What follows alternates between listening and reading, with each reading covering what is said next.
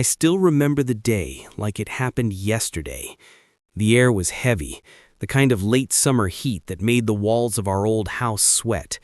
My father's boots were by the door, polished, lined perfectly, like soldiers standing at attention. He always said a man's discipline starts with his shoes.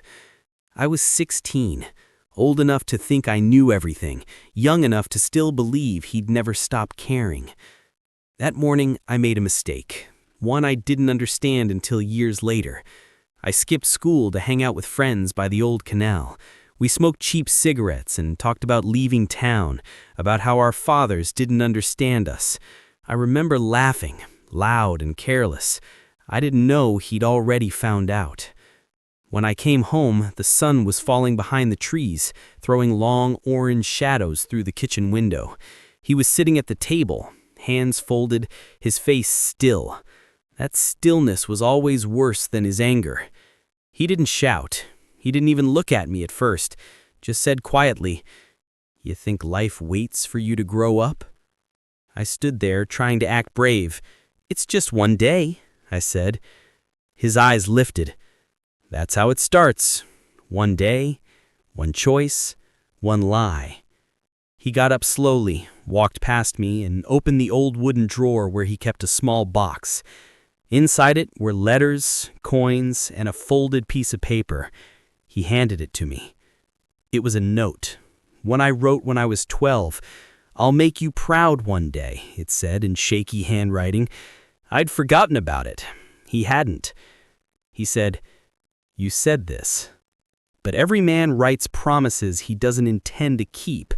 I just want you to understand what it means when you break them." He told me to follow him outside. The yard was dim. The air smelled like burnt leaves. He pointed at the old wooden shed. "Take everything out. All of it." I didn't ask why. I just obeyed. Maybe out of guilt, maybe fear. By the time I was done, sweat covered my shirt. The shed stood empty, its inside dark and echoing. Then he handed me a shovel. "Now dig," he said. "Right here." I stared at him, confused. Why? To remember what a single lie costs. I dug until the sun disappeared. The sound of the shovel cutting earth was the only thing between us. My arms burned, my throat felt dry, but I didn't stop. He watched from the porch, silent, still. When I was done, there was a hole deep enough to bury a man's pride. I looked at him, waiting for what came next. He said, "Now bury the note." I didn't understand, but I did it. I laid the folded paper in the dirt and started to cover it. He said, "Do you know what you just buried?" I shrugged. "A promise." He shook his head. "No. You buried trust, the one thing a man can't dig back out once he's lost it." He turned and walked inside, leaving me standing there, the shovel trembling in my hands. I wanted to hate him. I wanted to scream. But part of me knew this was his way of teaching. Cruel, maybe, but not empty. That night, I couldn't sleep. I could hear him pacing in the next room, the floor creaking under his boots. The house always carried his silence like it was part of its walls. At some point, I got up and looked out the window. He was outside again, standing near the shed, looking at the patch of earth I'd buried the note in. His cigarette glowed like a small fire in the dark. For a moment, I saw something in his face I'd never seen before. Not anger, not pride, but sadness. Maybe regret. I didn't understand it then. Only knew that something had changed between us that day. Something quiet, but permanent. The next morning, he didn't say a word about it. He just left early for work. But before walking out the door, he stopped and said, "Clean the dirt off your hands before you touch anything. That's how a man learns not to repeat his mess." That was it. No hug, no forgiveness, just a lesson buried in silence. Years later, when I visited that same house after he passed, the shed was gone. But the spot where I dug, it was still there. The grass grew uneven, as if the earth itself remembered what I'd done. And standing there, I realized maybe that's what he wanted, For me to remember, not the punishment, but the lesson that came after. Because sometimes the hardest lessons are the ones that stay buried inside you until life digs them up again. The next few days felt different. He didn't speak much, and neither did I. The silence in our house became heavier than any argument. Every sound, the ticking clock, the creak of the old fan, felt like a reminder of what I'd buried. He woke me up early that Sunday. The light outside was still gray, and the smell of his aftershave mixed with coffee filled the small kitchen. He was already dressed for work, though it was his day off. That's how he was, always ready, even when there was nowhere to go. "Get your boots," he said. "We're going to fix the fence." The fence behind our backyard had been broken for months. I thought he'd forgotten about it. We worked for hours. He didn't say much, just gave short instructions. Hold it straight. Tighter. Don't look away when you swing the hammer. Every word felt like a correction, a quiet reminder of my failure. I wanted to ask him if he still hated me for skipping school. I wanted to tell him I was sorry, that I'd do better.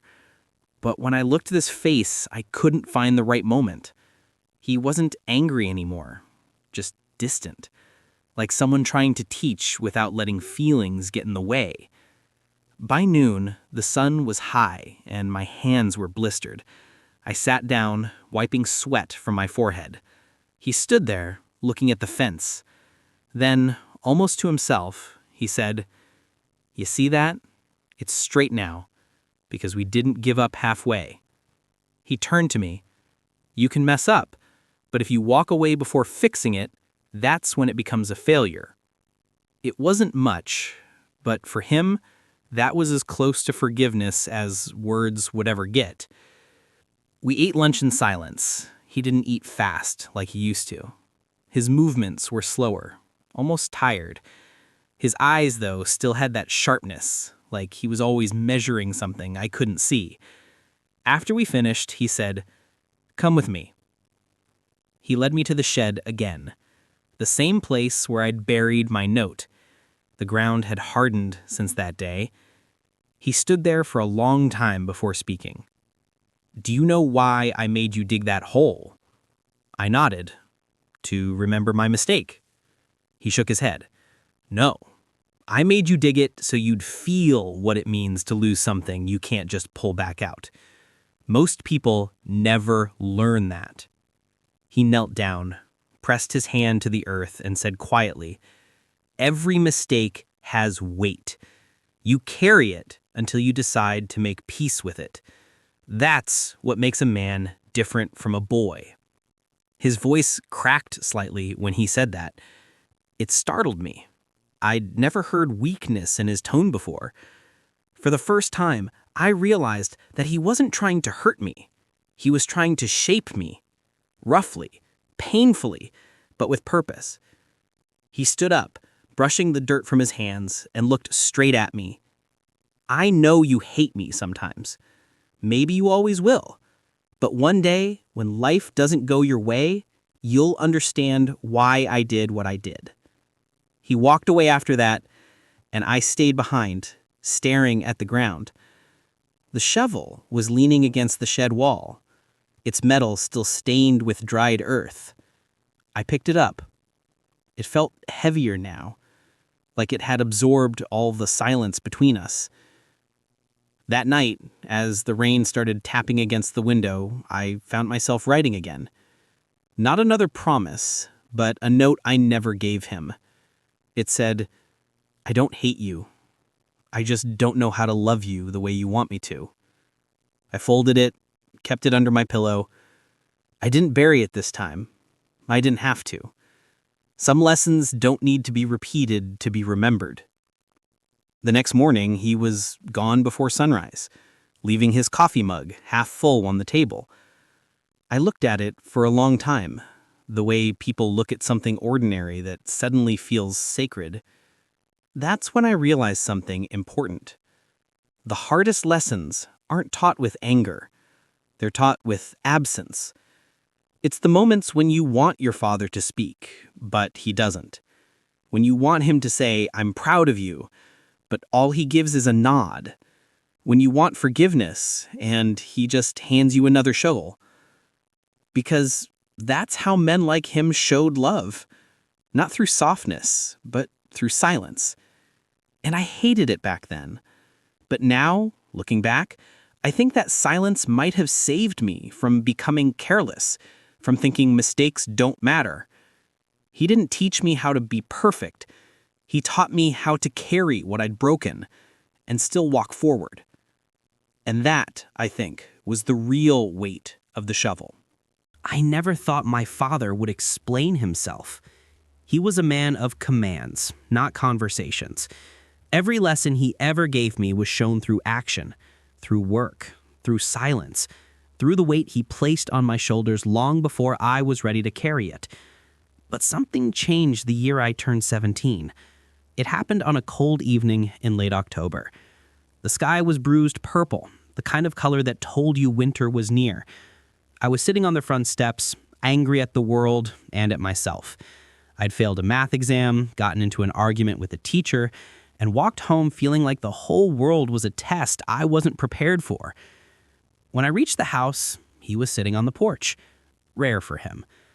His elbows rested on his knees, a cigarette glowed weakly between his fingers. He didn't look strong that night. He looked tired, human almost. He didn't ask how school was. He didn't ask why I was late. He just said, "Sit." And I did. For a long moment, neither of us spoke. I could hear the wind moving through the dry leaves, the distant hum of an old radio inside the house. Finally, he said, "You think I'm hard on you?" He didn't phrase it like a question. I nodded anyway. "Sometimes too hard." He exhaled smoke into the cold air. "Good." I turned to him sharply. "Good?" He looked at me, really looked, and something in his eyes was softer than I'd ever seen. If the world was kind, I'd be kind.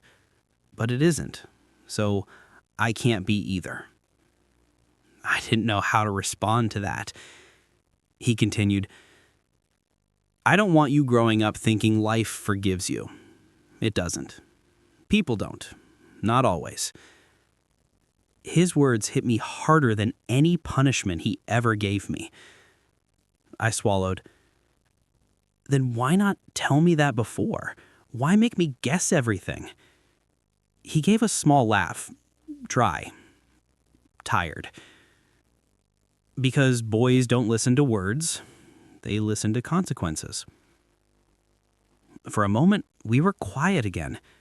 The porch light above us flickered, casting shadows across his face. He seemed older than usual, as if the years of being strict had taken a toll on him too. Then he said something I never expected to hear. "When you were born, I promised myself you'd never grow up weak like I did." Weak? The word didn't fit him. Not the man who carried entire rooms with his silence. Not the man whose presence alone made everyone straighten up. "You're not weak," I said, almost whispering. He shook his head.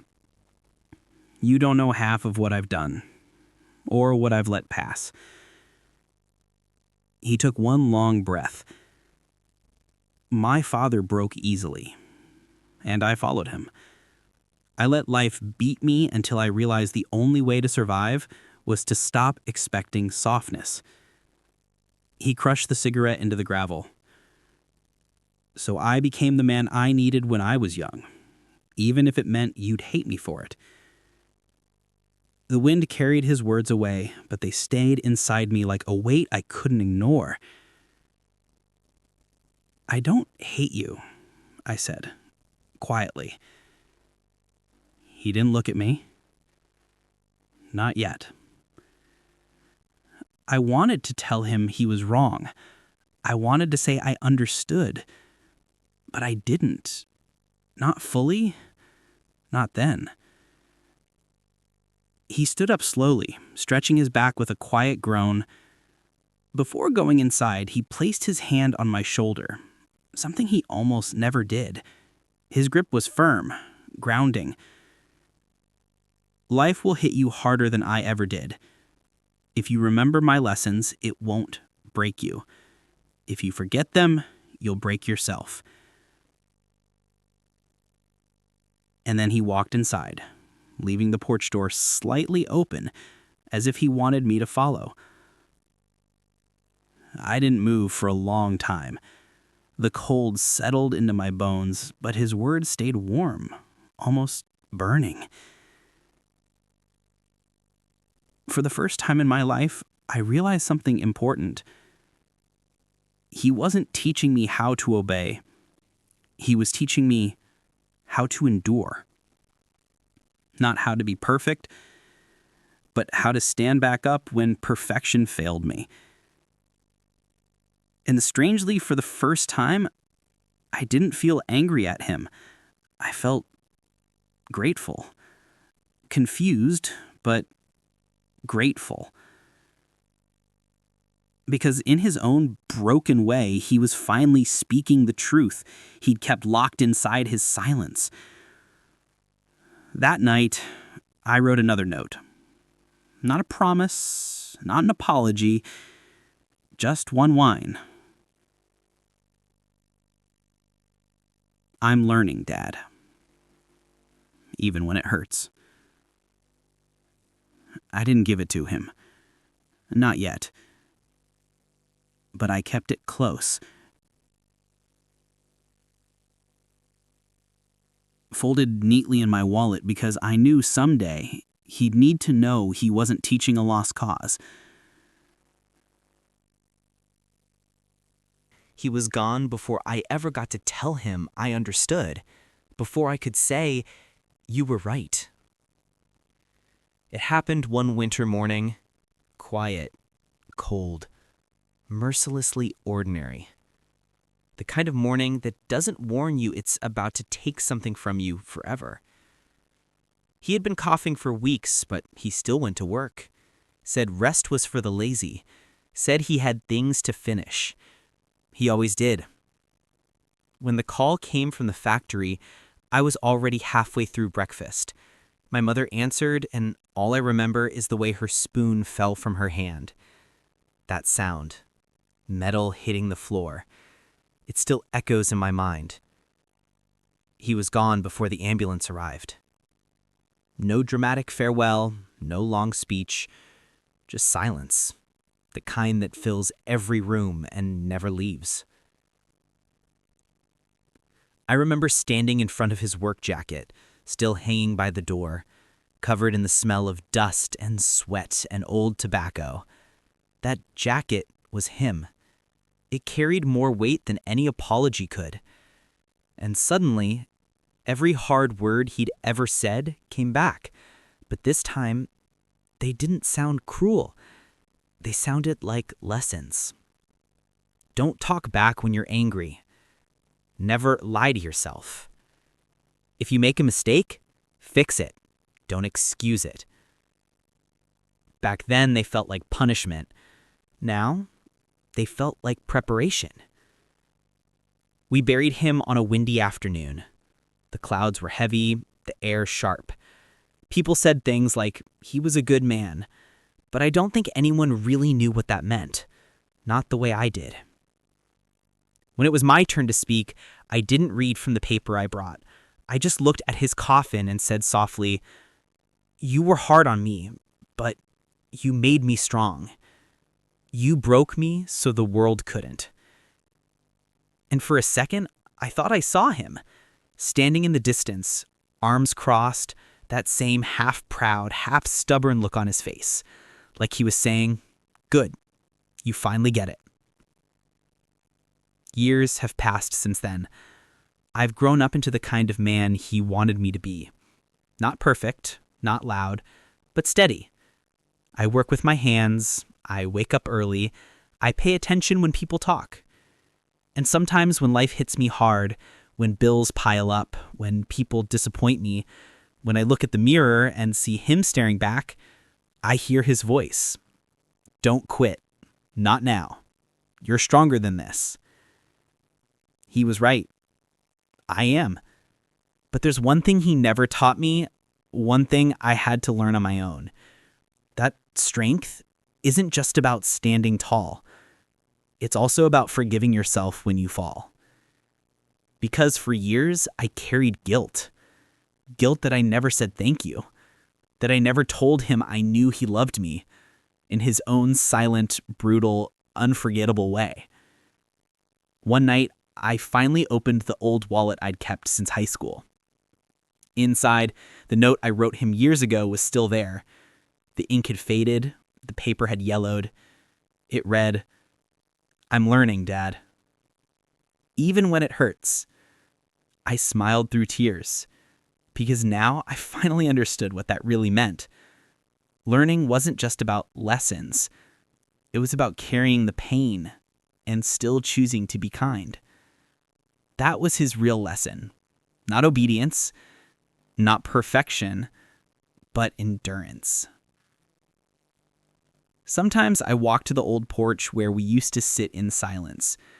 The boards still creak, the paint still peels, and when the wind blows just right, I can almost hear his voice beside me, calm, steady, familiar. "Don't forget where you came from, son." I whisper back, "I won't, Dad. I never could." Then I look up at the sky where the stars begin to fade into dawn, and I realize something simple but eternal. He's not Khan. Not really. He's in the way I speak, the way I work, the way I love my own children, firmly, but with more gentleness than he ever could. Because his lessons didn't end with him. They became the foundation I now build my life upon. When my own son asked me once, "Dad, why do you always tell me to fix my mistakes instead of scolding me?"